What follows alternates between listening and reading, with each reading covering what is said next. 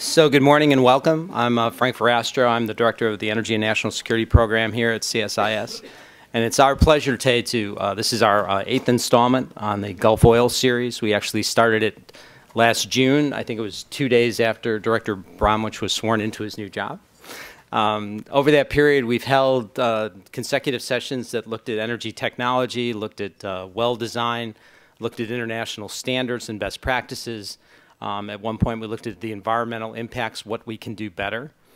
We thought what we'd do today, though, is devote, since we're almost at the anniversary of Macondo, a tragic accident that it was, but we want to look forward. So what's the path forward? When you look at rising prices, unrest in the Middle East, higher gasoline, it's no question, at least in our mind, that we need to get back to the work in the Gulf of Mexico, but we need to do it better, smarter, and safer. So today, what we've assembled for you, we think, is Director Bromwich is going to speak first, then we've got a panel discussion, and we're going to take you through energy research and technology, what's been done on the industry side in terms of the task force and the Safety Institute.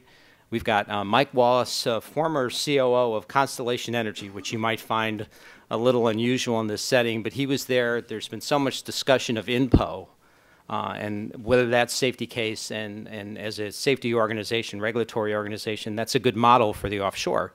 And I think in principle it is on the nuclear side, but there are some real differences with the oil and gas industry offshore. And then Robin West is going to join us this morning as well.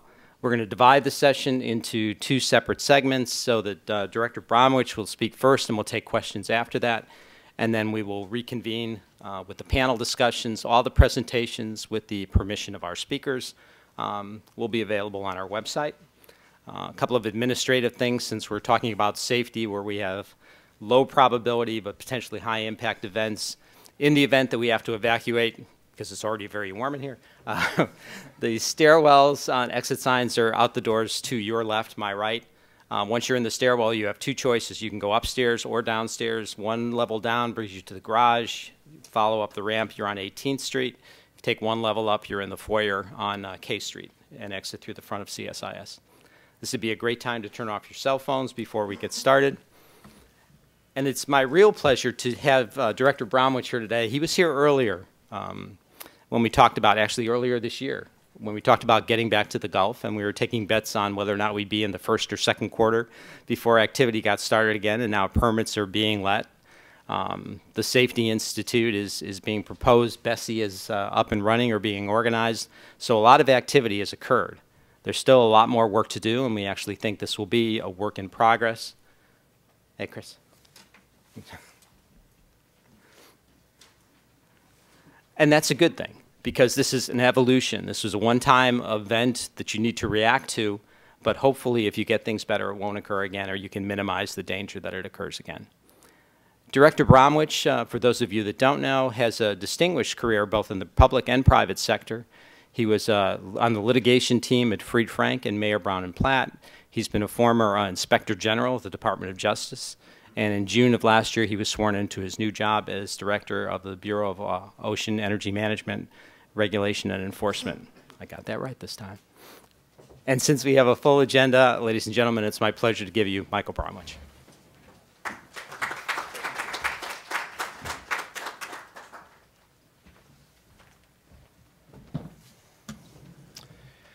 Thanks very much, Frank, and good morning. That better? More. That better? Okay, okay. Thanks for inviting me back to CSIS to speak about the future of offshore oil and gas development in the U.S. When I was here 3 months ago in mid-January to participate in the same Gulf Oil series, the National Commission on the Deepwater Horizon oil spill and offshore drilling, the President's Commission, had just issued its final report. It was a time when no new deepwater exploratory or development drilling permits had been approved since Deepwater Horizon. Most of the questions here and elsewhere at that time involved whether and when deepwater drilling would resume. Well, much has happened since then. We have further elaborated and implemented rules and regulations that substantially enhance drilling and workplace safety and strengthen environmental protection. In addition, unlike a year ago when we watched in agony as BP attempted to improvise a response to contain the Macondo blowout, Operators must now have a plan and the demonstrated ability to shut in a deepwater blowout and capture oil flowing from a wild well. That is a huge advance. And so, as we approach the first anniversary of Deepwater Horizon, which comes tomorrow, many people are asking the perfectly appropriate question, what has changed since last April? The answer is these new safety regulations, the new containment requirements, and much, much more. These are some of the elements of the picture I want to paint today of the future of offshore energy development. But to talk intelligently about the future, I have to anchor it in the recent past and in the present. And I'll do so by focusing first on the progress of our agency reorganization, which Frank mentioned and which I began outlining for you in January. Second, I'll bring you up to date on the status of offshore drilling in U.S. waters, focusing specifically on the Gulf of Mexico and the developments over the past few months. Third, I'll describe some important recent international developments that suggest the value and importance of international cooperation and collaboration in the realm of offshore drilling. And finally, I will outline a comprehensive set of guiding principles relating to the future of offshore drilling. A year ago tomorrow, the Deepwater Horizon tragedy began to unfold in all its human and environmental horror. The explosions and fire on the rig took the lives of 11 men on the rig, injured many others, and resulted in the spill of close to 5 million barrels of oil into the Gulf of Mexico. In some ways, these events seem like they took place a long time ago, but in other ways, they seem to have occurred far more recently. At the time, and in the immediate aftermath, Deepwater Horizon served like an electric current, jolting the industry out of a complacency and overconfidence that had developed over the preceding decades, while also serving as a clear message that both industry and government had to re-examine their practices. The memories of the 11 crew members have guided our work, and I think the work of industry, and have reinforced our determination to diminish the risks that such a catastrophic blowout can occur again. Now, when I was here last time, on January 13th, I outlined in broad strokes the blueprint for reorganizing the former Minerals Management Service into 3 strong separate agencies within the Department of the Interior.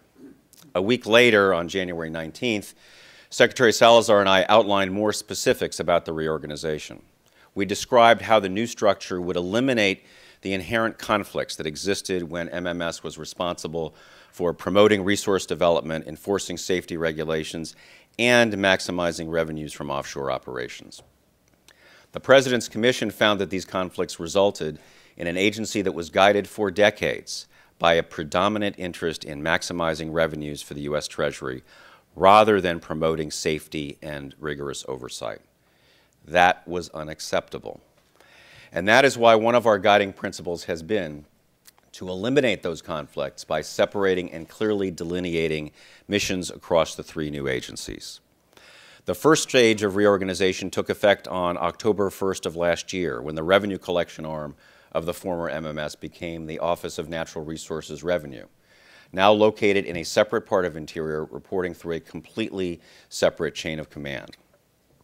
We're in the midst of implementing the second and critically important stage of the reorganization, separating the offshore resource management from the safety and enforcement programs. The steps we're now taking are more difficult, but they're extremely important. On October 1 of this year, BOEMR will cease to exist. In its place, we will have 2 brand new agencies. We're creating the Bureau of Ocean Energy Management, BOEM, which will be responsible for managing development of the nation's offshore resources in an environmentally and economically responsible way. We're also creating the new Bureau of Safety and Environmental Enforcement, or BSEE, which will enforce safety and environmental regulations. In making the important structural and design decisions that are shaping these 2 new agencies, we have relied on several guiding principles. These included, first, separating resource management from safety oversight to allow our permitting engineers and inspectors greater independence, more budgetary autonomy, and clearer senior leadership focus. For BSEE, the goal is to create an aggressive, tough-minded, but fair regulator that can effectively evaluate the risks of offshore drilling, promote the development of safety cultures in offshore operators, and keep pace with technological advances. Second, ensuring that we create a sufficiently strong and effective BSEE so that it can properly carry out the critical safety and environmental protection functions that are central to its mission and that have been historically slighted and underfunded within MMS. Third, providing an organizational structure that ensures that thorough environmental analyses are conducted and that the potential environmental effects of proposed operations are given appropriate weight during decision-making related to resource management. Now, we're placing the balance of our environmental science and environmental analysis resources in BOEM to ensure that leasing and plan approval activities are properly balanced and that environmental considerations are fully taken into account at early stages of the process, not after important resource decisions have already been made. But it takes more than good intentions to address some of the institutional weaknesses of the past. It takes concrete and specific actions, and that's what we're taking. To provide you with a few important examples, we are strengthening the role of environmental analysis and enforcement. Many of the investigations and reviews of the MMS over the past year, whether by the President's Commission, the Safety Oversight Board, commissioned by Secretary Salazar, the Department of Interior's Inspector General, and the Council on Environmental Quality, came to the conclusion that in the rush to maximize revenues, the agency had given short shrift to environmental considerations.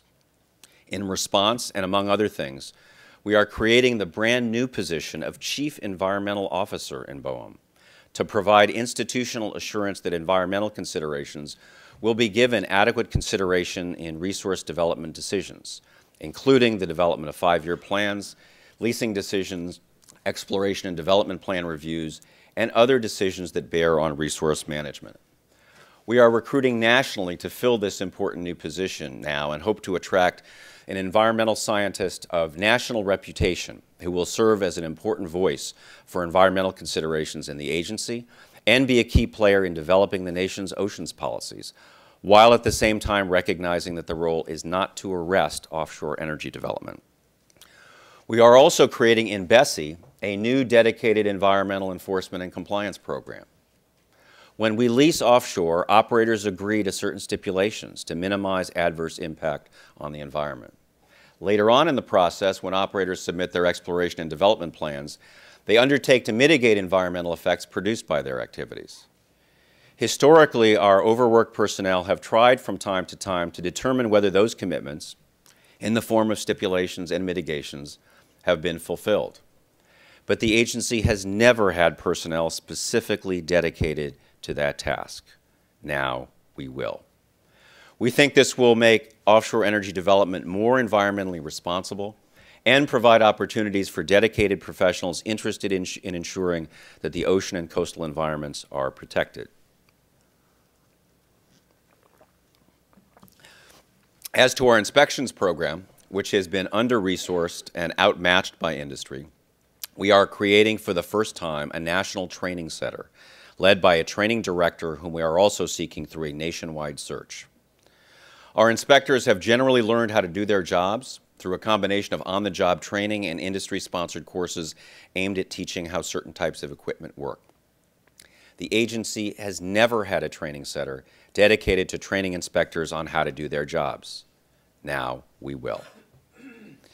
Let me briefly discuss the important substantive work that is going on within the agency to provide the tools, the training, and the changes to the culture to make sure that the reorganization will have the results that we are aiming for. As part of our broad and continuing reform efforts, we created last fall a number of implementation teams, which have been hard at work for several months. They are the central focus of our efforts to analyze critical aspects of BOEMR's structures, functions, and processes and implement needed changes. These teams are integral to our reorganization and reform efforts. They are considering the various recommendations for improvement that we have received from numerous sources, including the investigations I mentioned earlier. Through their work, these teams are laying the foundation for lasting change in the way BOEMR currently does business and the way its successor agencies, BOEM and BSEE, will do business in the future. We're also in the midst of reviewing our application of the National Environmental Policy Act, or NEPA, including in particular the use of categorical exclusions. We have obtained public comments on our NEPA policy and are reviewing and analyzing these comments while working with CEQ to develop a new framework designed to ensure that environmental risks are thoroughly analyzed and appropriate protective measures are implemented. In the meantime, we are requiring that site-specific environmental assessments, as opposed to the categorical exclusion reviews performed in the past, be conducted for all new and revised exploration and development plans in deep water.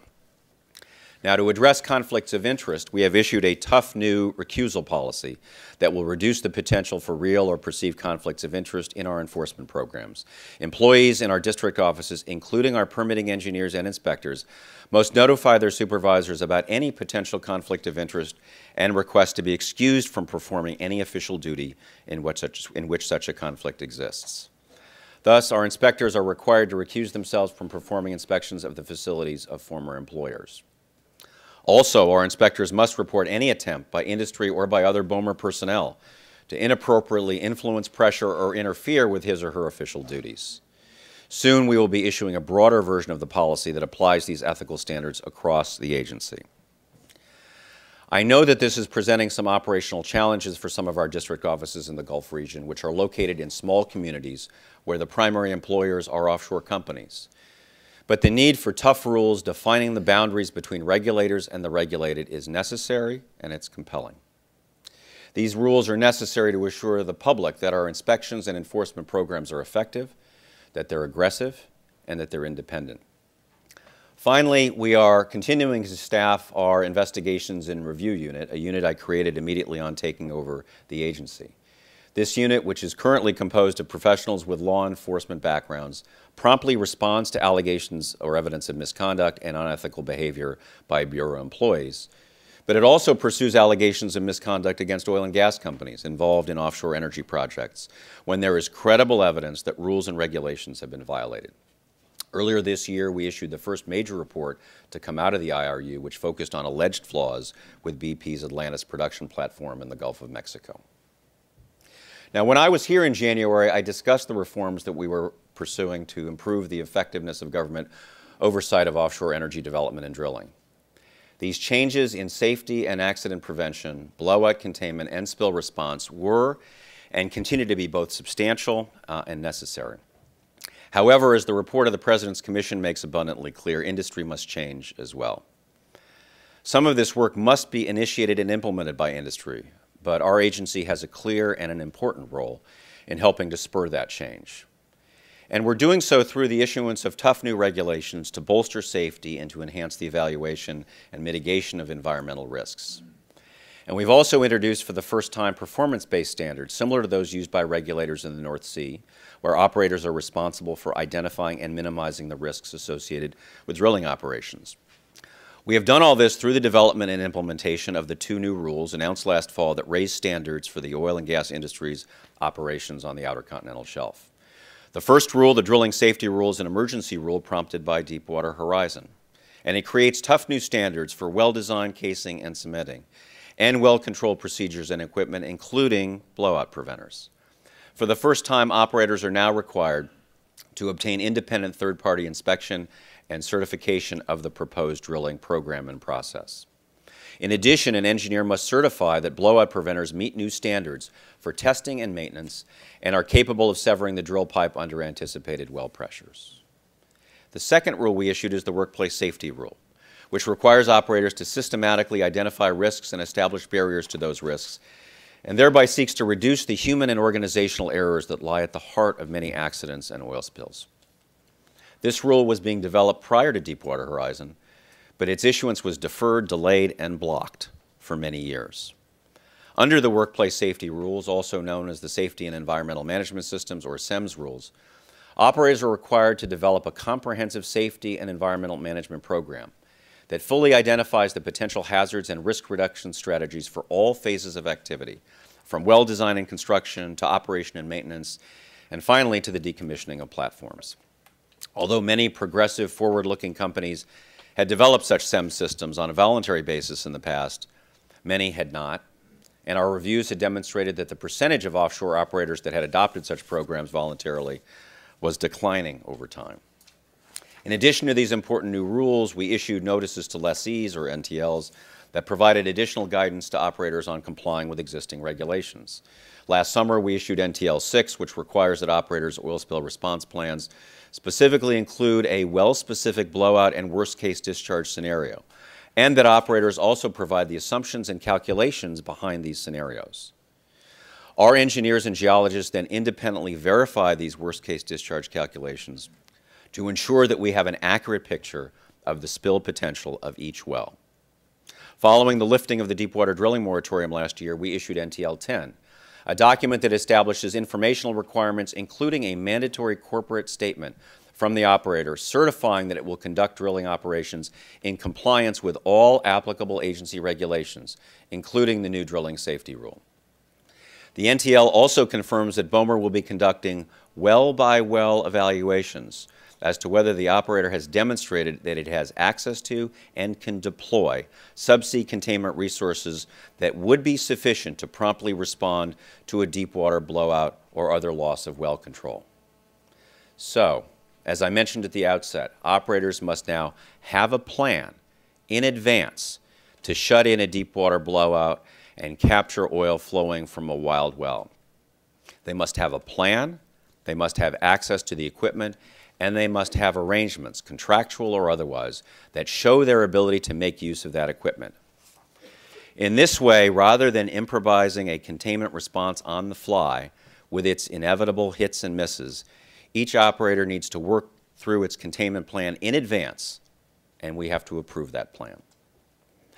Now, our regulatory changes over the past year have been sweeping and they've been swift, especially compared to the historical pace of change. And we have been asked many questions from industry about how to comply.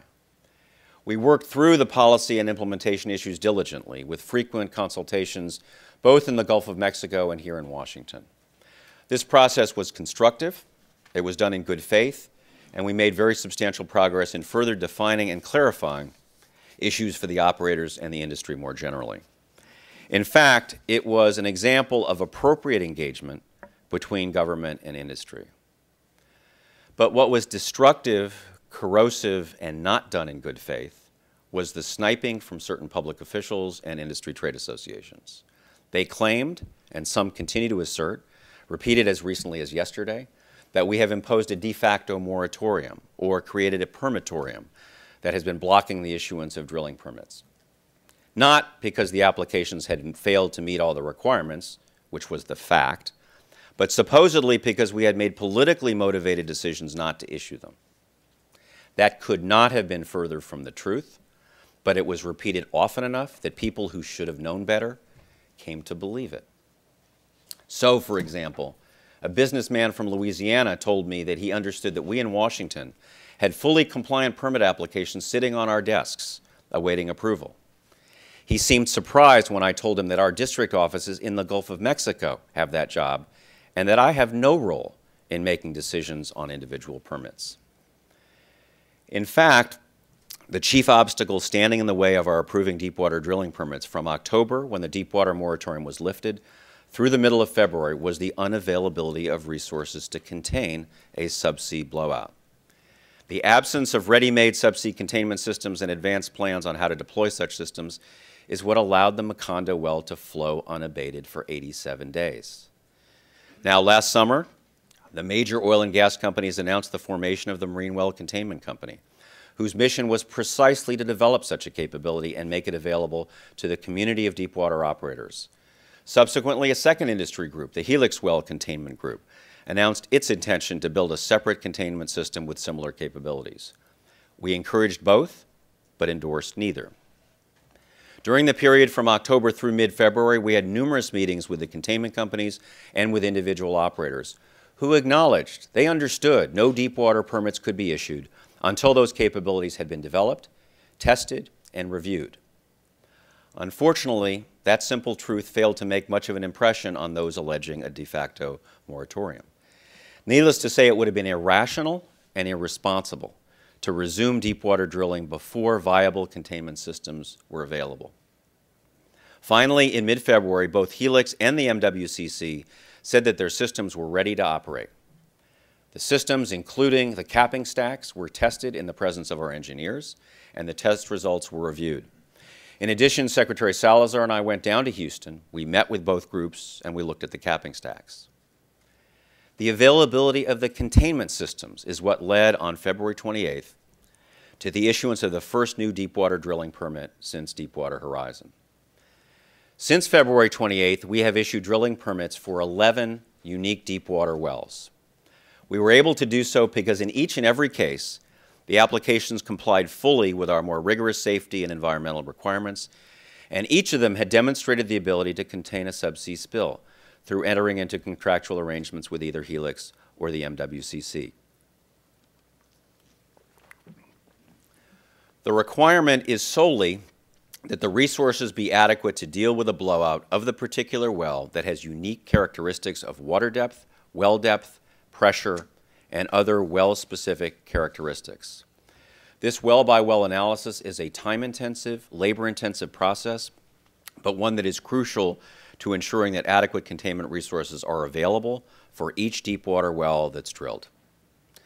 Now, as we've moved forward with appropriate speed in deepwater, we have continued to issue shallow water permits in every case where the application complies with all of our heightened standards that apply to shallow water operations. As of yesterday, we have approved 49 drilling permits for new wells in shallow water since last summer, and our pace of shallow water permitting has been consistent for many months, averaging 6 per month since October of 2010. While this pace is slightly below historical averages, there is not a backlog of pending permit applications.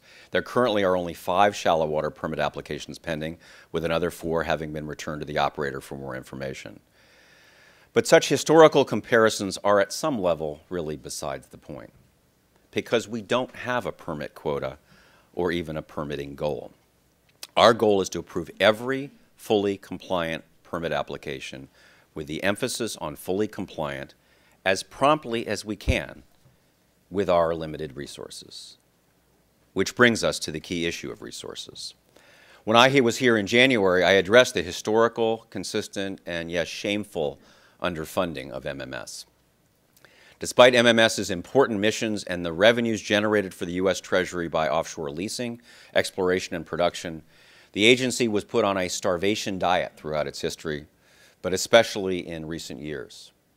The unanimous conclusion of the many reviews and investigations is that the central source of the multiple problems with the nation's oversight of offshore energy development has been the lack of resources. Even so, financial support has been slow in coming. President Obama submitted a supplemental budget request last summer seeking an additional $100 million for the agency. Until last week, that promise of a brighter future could not be redeemed because Congress had not acted on that request. We were poised to hire the additional inspectors, environmental scientists, and permitting personnel that we have needed, but we didn't have the funding. Now, at least, a part of that request has been met, because last week Congress passed and the President has signed a continuing resolution that provides the Department of the Interior a total of $68 million above fiscal year 2010 funding levels for both BOMR and the Office of Natural Resources Revenue. BOMR will receive approximately $47 million of that 68. That is less, far less than what we need, but it is a significant sum, especially in a constrained budget environment where the funding of most other agencies is being cut. Our funding needs have real-world implications. The 2011 funding bill will preserve our most essential functions for the remainder of the year, as the President promised, and it will allow us to make significant incremental progress. But it won't allow us to improve operations for the future to the extent and in the ways that we think are desirable and necessary, and that others who have reviewed the agency's operations think are desirable and appropriate.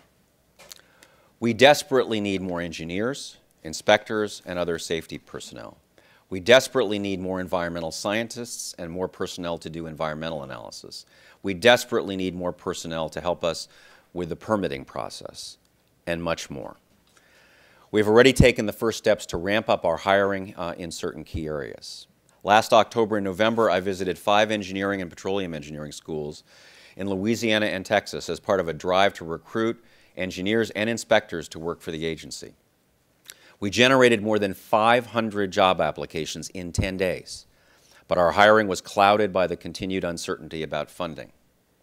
The week before last, we extended that recruitment drive to include environmental scientists. I visited personally 9 top environmental science schools on the West Coast in 5 days, and in response, we've already received more than 600 job applications. That was at a time when we were not yet assured of the funding. Now that we have it, or some of it, we will be able to hire some of these enthusiastic environmental scientists who can help us perform our mission, as well as some of the engineering students who applied last fall. To further extend our recruiting, we plan to visit a number of other schools in various regions around the country. But we're determined not to simply use these additional resources and personnel to do more of what we've done before. We need to learn from our shortcomings, address our weaknesses, and figure out better and more efficient methods for doing our work, both on the resource development side as well as on the safety oversight and enforcement side. We will be aided to a great extent by the recommendations that will flow from the internal implementation teams I mentioned earlier, but we will seek guidance from other sources as well. One of those sources is the new Ocean Energy Safety Advisory Committee, chaired by former Sandia Laboratory Director Dr. Tom Hunter, which met for the first time here in Washington yesterday. This Federal Advisory Committee includes representatives of federal agencies, industry, including Charlie Williams, who you'll hear from next, academia, national labs, and various research organizations. This 15-member committee will work on a variety of issues related to offshore energy safety, including drilling and workplace safety, well intervention and containment, and oil spill response. This will be a key component of a long-term strategy to address on an ongoing basis the technological needs and inherent risks associated with offshore drilling and deepwater drilling in particular. The advice and recommendations of this distinguished advisory committee will be welcomed by our agency and after October by BSEE. The Ocean Energy Safety Institute, which will be nurtured and shaped by the advisory committee, but which requires congressional authorization, will foster collaboration among all key stakeholders to increase offshore energy safety.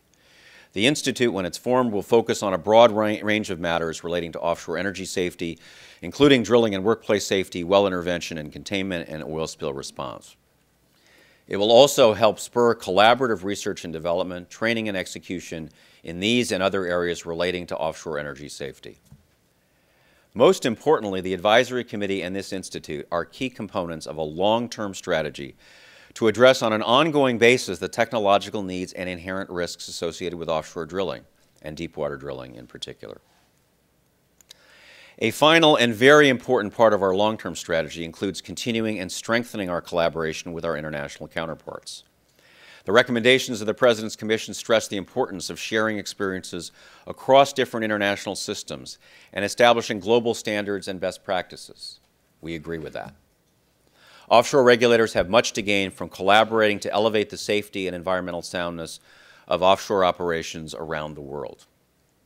To this end, last week, Secretary Salazar, Deputy Secretary David Hayes, and I hosted ministers and senior energy officials from 12 countries in the European Union for the Ministerial Forum on Offshore Drilling Containment. This was truly a historic meeting for the Department, and it led to a fruitful dialogue about best practices and how best to develop cutting-edge, effective safety and containment technologies. The meeting concluded with a unanimous recognition that this dialogue should and must continue at the highest levels of government. Going forward, we will continue to work to strengthen the channels for international cooperation and the sharing of best practices across different regulatory regimes. BOMER will continue its engagement with the International Regulators Forum, an organization that BOMER helped to found back in 1994. The offshore regulatory agencies of the U.S., the UK, Brazil, Norway, Canada, the Netherlands, Australia, New Zealand, and Mexico participate in the IRF. These countries share information on technological advances, safety issues, accident investigations, regulatory policies, international standards and conventions, performance measurement, and research. Members may also exchange personnel and establish reciprocal agreements. And BOMER will also continue its participation in this important forum as well as the Ministers' Forum.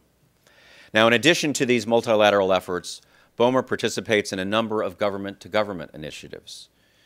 We're working with foreign regulatory agencies around the world to share best practices and build regulatory capacity through the Department of State's Energy, Governance, and Capacity Initiative. This is a multi-agency global effort to provide a range of technical and capacity building assistance to the governments and institutions of countries that are expected to become emerging oil and gas producers. Through this program, our experts have participated in needs assessments and have conducted workshops in Suriname, Uganda, Papua New Guinea, and Liberia. In May, we'll bring a team to Uganda to discuss the specifics of oil and gas reserves classification and economic valuation for both discovered and undiscovered resources. A separate team will visit Guyana to conduct a workshop entitled U.S. Experience in Managing the Offshore Oil and Gas Sector. Now, in addition to this State Department-sponsored initiative, BOMER continues with long-term technical assistance with the governments of Iraq and India. In February 2011, we held a second joint industry regulator workshop in New Delhi focused on asset integrity management with our regulatory counterpart in India. In May, we'll participate on an interagency team sponsored by the State Department to provide technical assistance on unitization of oil and gas contracts to the government of Iraq, specifically the Ministry of Oil's Petroleum Contract and Licensing Department. Finally, and very significantly, we also are working with our counterparts in Mexico toward an agreement that would define regulatory protocols for the potential development of transboundary oil and natural gas reservoirs in the Gulf of Mexico. The development of common standards for major deepwater operations in our shared waters of the Gulf of Mexico is a priority for my Bureau and for the Department of the Interior, as well as the administration, and it is for the government of Mexico as well. As a result of these government-to-government engagements, we have embraced the opportunities to establish long-term working relationships and promote sound energy governance. Going forward, it's my hope that we will continue to collaborate with our foreign counterparts, both through bilateral government-to-government assistance programs and through appropriate multilateral channels in developing safer, more environmentally responsible drilling in the world's oceans. We have recognized that there is no escaping the central fact that offshore drilling not only will continue, but that it will expand into ever more challenging areas around the world, including deeper waters and specifically in the Arctic.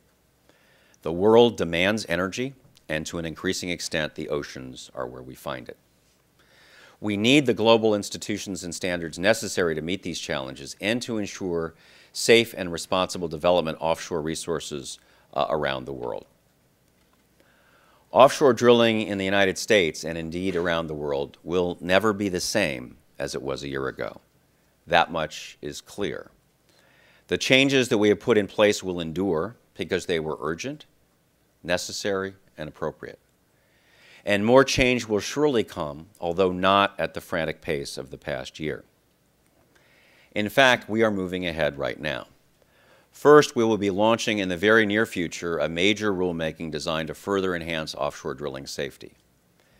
This process will be broad, it will be inclusive, and it will be ambitious. Our goal will be nothing less than a further set of enhancements that will increase drilling safety and further diminish the risks of a major blowout. It will address weaknesses and necessary improvements to blowout preventers, as well as many other issues. We genuinely hope that the broad efforts undertaken by the industry in the wake of Deepwater Horizon through its joint industry task forces and recently announced Center for Offshore Safety, as well as other vehicles, will provide the basis for solid recommendations of best practices, including those that should be included within prescriptive or performance-based regulations. Second, we will be enhancing the SEMS rule we issued last fall by requiring third-party audits of the SEMS programs, as well as other modifications and improvements to the SEMS rule. We are determined that this rule live up to its promise by causing operators to comprehensively and responsibly identify, address, and remediate the risks of offshore drilling, especially those risks associated with the conditions of deepwater drilling. While much has changed over the past year, and as I discussed, we are continuing to improve drilling standards, I want to be absolutely clear about something. The process of making offshore energy development both safe and sufficient to help meet the nation's and world's energy demands will never be complete. It is a continuing, ongoing, dynamic enterprise. Those who ask the naive and simplistic question, is offshore oil and gas regulation fixed yet? Or is the agency fixed yet? Miss the most important lessons of Deepwater Horizon. Because the central challenge that Deepwater Horizon exposed and highlighted is the need to establish the institutions and systems and the processes of cultural change and improvement necessary to ensure that neither government nor industry ever again becomes self-satisfied to the point that they would answer that question, yes. It's exactly that sort of complacency and overconfidence that set the stage for Deepwater Horizon. Let me describe for you some of the key elements that my vision of the future of offshore energy oversight and development includes, most of which flow directly from the issues I've just discussed. First, a well-funded and resourced offshore safety regulator that closely evaluates the relevant risks associated with offshore drilling and other energy development activities in designing its regulations and compliance and enforcement programs.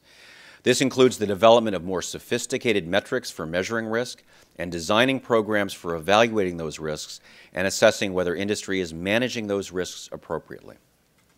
Second, industry performance standards, particularly for the highest risk operations in deep water and challenging areas such as the Arctic, that cause operators to engage in rigorous and deeply self-critical evaluations of the hazards posed by their operations and the measures implemented to address those hazards. Third, a regulatory agency that has the tools and the resources, both technological and human, to hold all players involved in drilling and production activity in the nation's oceans to high standards, and if there are safety or environmental violations or an accident, holds all responsible parties accountable. Importantly, this includes not only those companies that operate leases, the traditional subjects of agency regulation and enforcement, but their contractors and service providers such as the owners of drilling rigs as well. Fourth, enduring institutions that spur continued government and industry focus on and innovation in the areas of risk assessment, technological advances in safety equipment, and response equipment, and further improvements in the effectiveness and availability of subsea containment resources and oil spill response systems and coordination. Fifth, a resource management agency that develops and takes advantage of all available scientific information and analysis to support balanced decision-making with respect to the environmental risks and economic benefits of offshore resource development.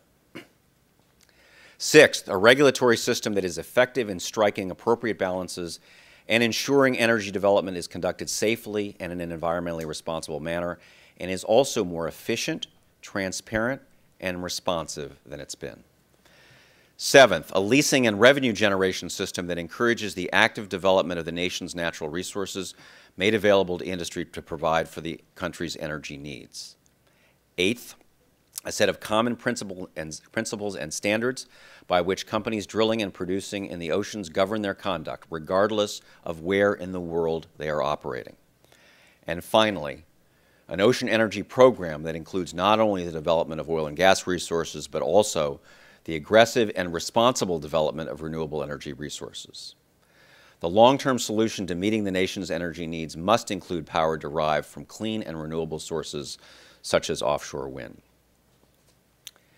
Now, following Deepwater Horizon, a broad consensus quickly emerged in government and industry that there was an urgent need for upgrading the safety rules and practices within the oil and gas industry.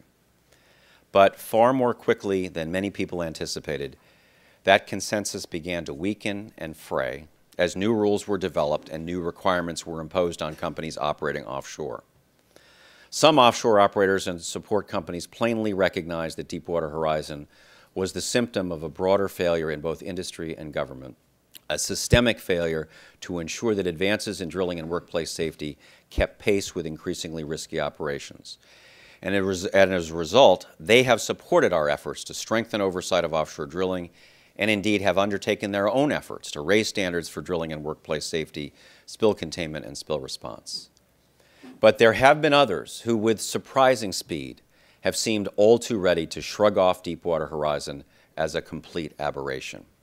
They point to the lack of a similar blowout in the decades before the explosion and spill and suggest that the steps taken in response have been an overreaction and were unnecessary. Needless to say, that is terribly disappointing and short-sighted. We need to do everything possible to keep the complacency from creeping back into my agency and into industry. Industry and government regulators alike must continue to resist the fierce pressures to return to business as it used to be conducted, because down that path lies another Deepwater Horizon. It has been a long year, and I have no expectation that it will get easier anytime soon. But I didn't take this job because I thought it would be easy. I believe in the work that we're doing. I believe in the tangible results I've seen in meetings with industry, out on offshore rigs, and the interest in our work I have seen in academic institutions I have visited over the year on separate petroleum engineering inspector and environmental science recruitment tours. People are watching our work around the world. They are interested and invested in it, and they, like we, know the stakes involved in whether we succeed. We can't afford to fail, and we don't plan to fail.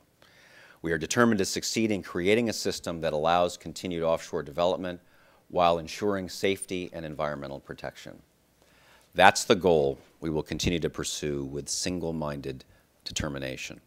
I want to thank you for your time and attention, and I'm happy to take questions.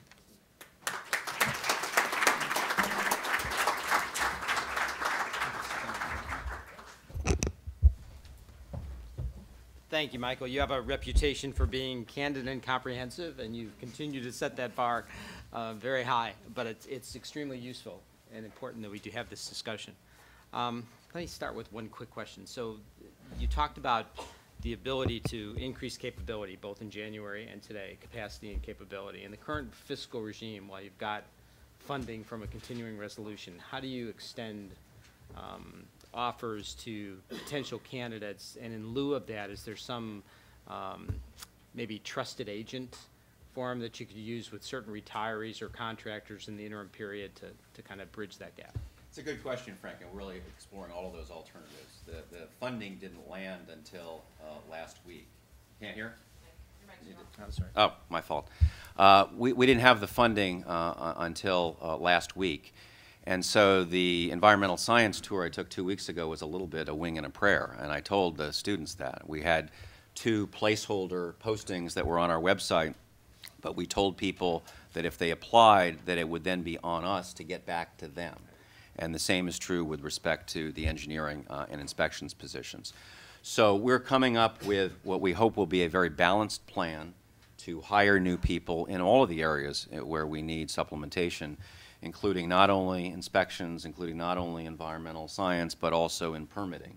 And hope to come up with a balanced operating plan and a balanced menu for hiring additional people in all of those areas.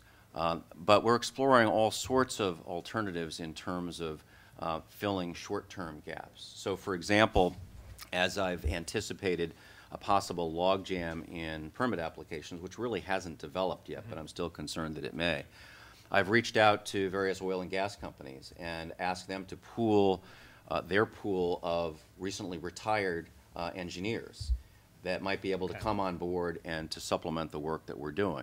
Now, we would obviously have lots of safeguards and conflict of interest checks in place so that somebody from Shell, for example, wouldn't review a Shell drilling application. But we think there is out there among particularly the recently retired engineers in industry, a potential pool of very talented personnel, and we're hoping to tap into their yearning for public service to come back and help us at least on an interim basis. So we already have the nominations from a number of the companies. We're going through the process right now and maybe bringing some of them on board quickly. They will obviously be under the supervision and control of our people. Our people will be making all the final decisions, but it is to fill a yawning gap right now in the number of available people we have to make certain important analyses in the permitting process. Excellent. Okay, thank you. Okay, in terms of public questions, Director Bromwich has agreed to spend some time, take some questions from the audience, so we have a couple of simple rules since we have a large crowd. Wait for a microphone, identify yourself if possible, and then if you can pose your question in the form of a question, that would also be greatly appreciated. So why don't we start? Melissa, we'll start on this end and work our way across.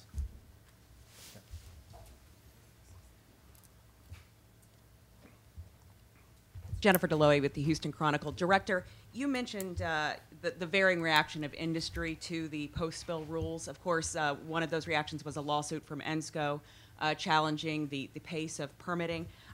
because some of the permits at issue in that case have been issued at this point, I was hoping you could give us an update on where that stands. Well, it's a good question. The litigation continues to be pursued, and I will marginally violate the rule that I'm not supposed to comment on litigation. I don't see any lawyers from the Interior Department here, so I'm going to talk for a minute. The litigation, as I understand it, was designed to get the court's intervention to cause us to issue permits rapidly. It's a troubling suggestion that there be an incursion on administrative and executive authority to decide when those permits, in fact, are eligible to be awarded. But interestingly, the ENSCO litigation being pursued by ENSCO, and we were on a rig last week that is an ENSCO rig, and that is going to be drilling the well where the permit we granted was to Noble, the first one that we granted on February 28th. And lo and behold, there were 78 ENSCO people on board working. So the lawsuit claims that they haven't been able to get the work because we've had a de facto moratorium or a permitorium or whatever. But the fact is that left to our own devices, not compelled by the court, we have issued permits, and people, including ENSCO people, are back to work. So it's strange that the litigation continues to be pursued, even though that for some of the entities that are involved in the lawsuit, we've already granted their permits. And so the troubling part to me is that what remains in the lawsuit is a very troubling assault on our new safety regulations. That if the relief granted is given by the court, would tear away much of the fabric of the new safety rules that we've put in place. I think that would be tragic for the country, for the industry, and for our agency. And I hope that doesn't succeed. We're going to come back up front here. Thanks, Kerry. Thank you. John Rickman with the Energy Daily. One year after the Macondo blowout, it appears there's no consensus among industry experts and officials as to why BP's BOP failed that day. And I'm just wondering, are you confident that your investigators at Bessie will have the confidence and technical knowledge to determine that drilling companies' BOP safety plans are adequate? The forensic examination of the BOP has been a long-term project that, as you know, we hired an outside forensic investigator to conduct. They issued their report, and we issued it publicly in late March. And it was then subject to a set of hearings in Louisiana recently that asked some very meaningful and good questions about that analysis. Clearly, these are very technical issues, and we have trained our people recently to do the kinds of more searching examinations of BOPs than they have before, to monitor the new categories of testing that are required under our rules. But this will be a long-term process and project like everything else. Clearly, BOPs will develop.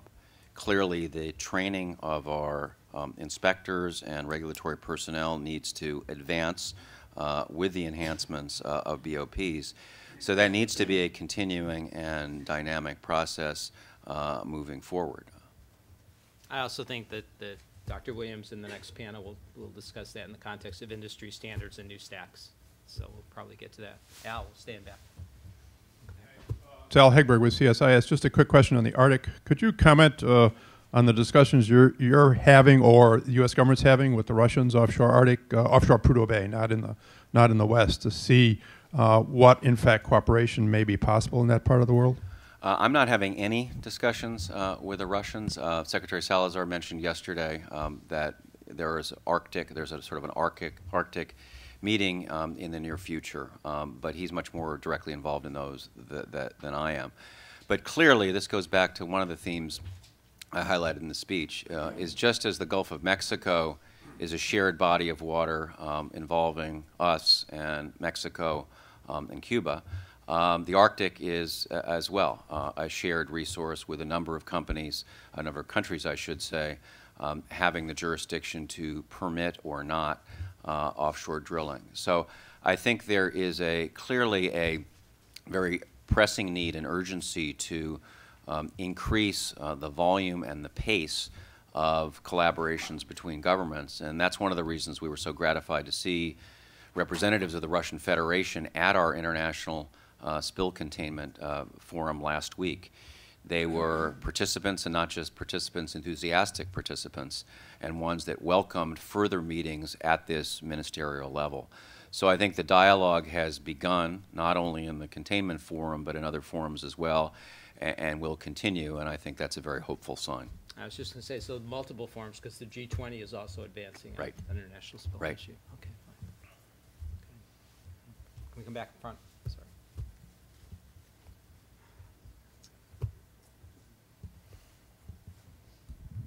Hi, I'm Bill Breer, a retired Foreign Service officer. You mentioned that you had 500 applicants for engineering, I believe, and 600 in environmental sciences and what have you. How do you find the quality and the level of educational achievement of these two groups of people? Is the future of the United States okay in terms of our education process?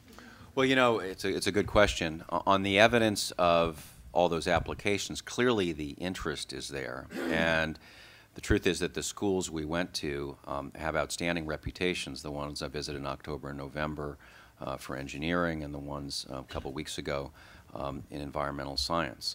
We obviously won't know until we actually go through the process of sifting through those applications and then trying to bring people on board. It's less of a problem with environmental scientists. It's a huge problem with petroleum engineers, paying them enough to attract them and then to bring them on board. And in fact, we've already encountered some problems with some of the people we tried to recruit. When they actually get into the process and they find out what we pay, they're not interested. So we have done our best to try to remedy that by applying to the Office of Personnel Management for the ability to pay at rates that are different than the normal GS scale. Most of my counterparts in the national community do that. They pull the salary that you're paying petroleum engineers and drilling engineers out of the normal scale in recognition that you're competing with industry, which can afford to pay far more. So far, OPM has taken the view that we haven't supplied enough evidence to justify the differential. That's one of those things that I would hope anyone could take notice of, just simply by looking at the starting salaries elsewhere. So we'll continue to work with OPM and with other agencies in the federal government to prove what I would hope is obvious, that there is a huge gap and we need to do what we can to bridge it. Now, we're never going to equalize the salaries at any level. And so an important motive of the people that we're trying to attract is one of public service, and secondarily one of a different lifestyle. I mean, people who work for some of the major companies have to stay on platforms and facilities for weeks at a time. We don't require our people to do that. But unless people are interested in public service, unless they're interested in serving the country in this very important area, they're probably not going to want to come work for us. But I think there are many, judging by the number of applications we've received, who are. And we need to do what we can to make things less difficult for them. So you laid out an ambitious and necessary set of rulemakings and programs that you hope to advance. How much do you need legislative cover for, and what can you do internally? We can do a lot of what we need to do internally and administratively. We need several things that would be helpful legislatively. One is to actually get organic legislation that supports, in broad terms, the reorganization that we're doing. Right now, we're still proceeding pursuant to various secretarial orders. Second, there's been legislative proposals to expand the time that we get to review exploration plans from 30. Some proposals have extended it to 60. Some proposals would extend it to 90. We need the extra time because particularly when we have a large number of exploration plans and we still have a limited number of personnel, we can't get them all done in 30 days. Right. And so the bad choice that our people face is either allowing the clock to run past 30 days, in which case they are violating the law, or to return the exploration plans to operators for what I think are not good and sufficient reasons, and simply to restart the Clark. Right. And so the box that we're in right now is we have two bad choices. And what I've encouraged our people to do is not affirmatively to violate the law, but to take the time that's necessary to review the applications, to do it with all deliberate speed, but so that we have a measure of how long it actually takes to properly review these exploration plans. And if it's 35 days or 40 days or 45 days, let's accumulate that data and evidence as further support for getting the legislative extension that we need. We need other things besides the fine level, for example, for violations of our rules, $35,000 per day per incident. That's laughable, given the amount of money that's at stake in the Gulf and given the amount that it takes to fund a rig on a single day.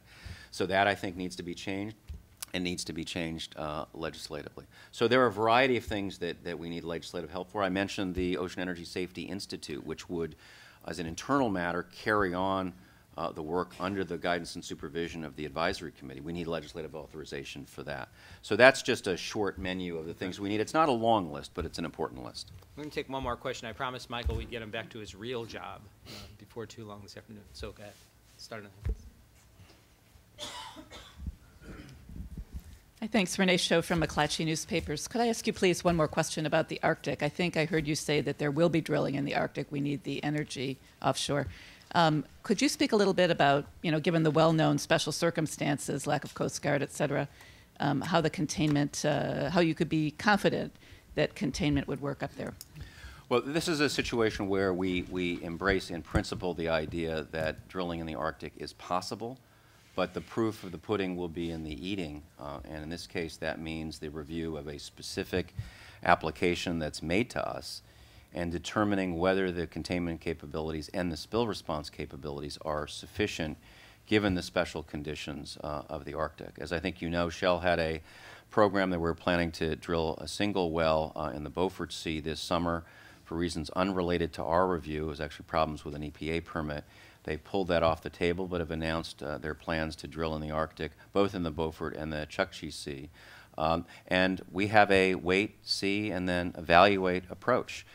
You're quite right that there are special challenges. There is a lack of infrastructure. There is not the same kind of Coast Guard presence that we have in the Gulf of Mexico. On the other side of the ledger, it's shallower water than exists in the Gulf of Mexico. But there is no doubt that there are special and unique challenges, and that Shell and other companies, and there are other companies, including ConocoPhillips and Statoil, that have expressed interest in drilling in the Arctic as early as the summer of 2012. They're going to have comprehensive, full-bodied applications that satisfy us that they've done all that needs to be done, and that they have the containment capabilities, and that they have the spill response capabilities. Michael, it's been a pleasure. I think we're going to bring you back here on a quarterly basis and get status updates. But thank you so much for coming in. You're very welcome. Thank you. Please let me know.